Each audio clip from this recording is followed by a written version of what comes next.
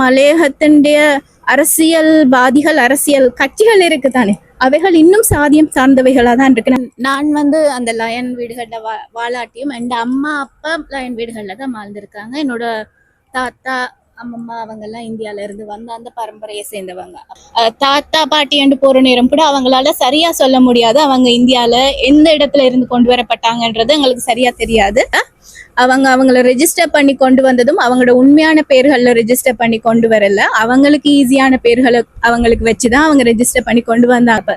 எங்களை பொறுத்த வரைக்கும் தமிழர்களோ இப்ப மலையக தமிழர்களோ எல்லாருமே அப்ப நாங்க ஒரு இடத்துல இருந்துதான் வந்திருக்கோம். என்ன டைம் லைன்ல நாங்க ஒரு வேற காலகட்டத்துல இங்க வந்திருக்கிறோமே தவிர, எங்களை பொறுத்த வரைக்கும் தமிழர்களோ இப்ப மலையக தமிழர்களோ எல்லாருமே அப்ப நாங்க ஒரு இடத்துல இருந்துதான் வந்திருக்கோம். என்ன டைம் லைன்ல நாங்க ஒரு வேற காலகட்டத்துல இங்க வந்திருக்கிறோமே தவிர எல்லாரும் ஒரே ரூட்ஸ்ல இருந்துதான் அப்ப நாங்க வந்திருக்கிறோம். இந்த இவ்வளவு நாள் ஒடுக்குமுறைகளுக்குள்ளால வாழ்ந்தவங்களுக்கான நியாயம் கிடைக்கப்படல அப்படின்றது என்னோட கருத்து.